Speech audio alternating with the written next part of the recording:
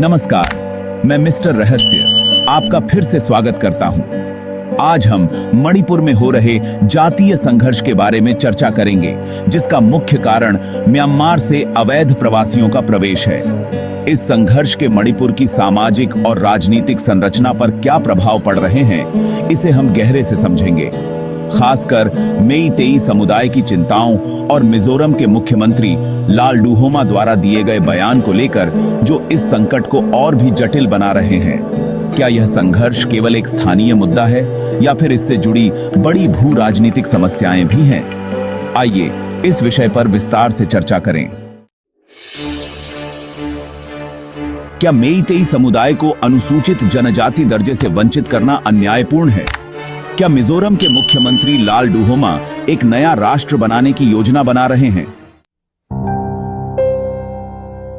मिजोरम के मुख्यमंत्री लालडूहोमा के हालिया अमेरिकी भाषण ने मणिपुर में जातीय तनाव को और बढ़ा दिया है, खासकर मेईतेई और कुकी-जो समुदायों के बीच। लालडूहोमा ने कुकी समुदायों की एकता की बात की, जो भारत, म्यांमार और बांग्लादेश में फैले हुए हैं। इस विचार को कुछ लोगों ने कुकीलैंड नामक एक अलग कुकी मातृभूमि के समर्थन के रूप में देखा है। यह विचार मणिपुर की सीमाओं के पुनः निर्धारण और विभाजन की संभावना को जन्म देता है, जिससे मणिपुर के सबसे बड़े समुदाय मेईतेई में चिंता बढ़ रही है। उनका मानना है कि बाहरी प्रभावों और आंतरिक अलगाववादी एजेंडों के कारण उनके अधिकार, सांस्कृतिक पहचान और क्षेत्रीय अखंडता कमजोर हो रही है। ऐतिहासिक संदर्भ और तनाव। मेईतेई समुदाय, जो मुख्य रूप से सनामाही और वैष्णव परंपराओं को मानता है, इम्फाल घाटी में निवास करता है। उनका मणिपुर में एक समृद्ध सांस्कृतिक इतिहास है, जो उन्हें कुकी-जो समुदाय से अलग करता है। कुकी-जो समुदाय, जो मुख्य रूप से ईसाई है, मणिपुर के पहाड़ी क्षेत्रों में बसा हुआ है।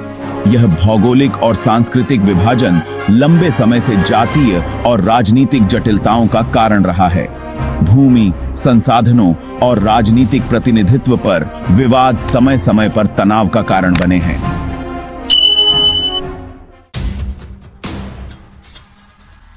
कुकी-जो समुदाय ने हाल ही में एक अलग प्रशासनिक क्षेत्र की मांग की है, जिससे घाटी और पहाड़ी समुदायों के बीच संबंधों में तनाव और बढ़ गया है। इस मांग ने मणिपुर के मुख्यधारा समुदाय मेईतेई में चिंता पैदा की है।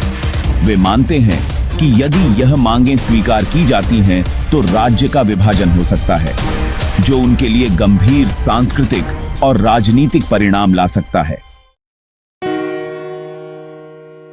इसके अतिरिक्त मणिपुर में म्यांमार से अवैध प्रवासियों की बड़ी संख्या की समस्या भी बढ़ती जा रही है। मेईतेई समुदाय को डर है कि यदि यह प्रवासन बढ़ता रहा, तो उनकी सांस्कृतिक पहचान और राजनीतिक अधिकारों को गंभीर नुकसान हो सकता है। म्यांमार से आने वाले इन अवैध प्रवासियों का एक हिस्सा कुकी-जो समुदाय से है, और इस परिस्थिति ने मणिपुर के राजनीतिक परिदृश्य को और जटिल बना दिया है। नार्कोटेरिज्म का प्रभाव। नार्कोटेरिज्म के कारण अपराध की दर में भी वृद्धि हुई है, जो समाज के विभिन्न वर्गों में अविश्वास और डर का माहौल उत्पन्न कर रहा है। यह पूरी स्थिति मणिपुर में न केवल असुरक्षा बल्कि सामाजिक असंतुलन का कारण बन रही है, विशेष रूप से उन समुदायों के लिए जो पहले से ही अपने अधिकारों और संसाधनों के लिए संघर्ष कर रहे हैं। स्रोत: डेक्कन हेरल्ड। मेईतेई समुदाय के अधिकार और क्षेत्रीय अखंडता की चिंता। इसके अलावा मेईतेई समुदाय अनुसूचित जनजाति (एसटी) श्रेणी में अपनी पहचान की प्राप्ति के लिए संघर्ष कर रहा है।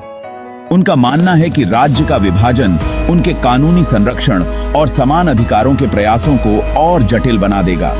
मेईतेई नेता इस बात पर जोर देते हैं कि राज्य के विभाजन से उनके अधिकारों पर खतरा मंडरा सकता है, और इससे राज्य में उनके सामाजिक राजनीतिक प्रभाव को भी नुकसान हो सकता है। स्रोत: द टाइम्स ऑफ इंडिया और द इंडियन एक्सप्रेस। भू राजनीतिक चिंताएं और विदेशी प्रभाव। मेइतेई समुदाय का लाल डुहोमा के भाषण पर दृष्टिकोण। निष्कर्ष।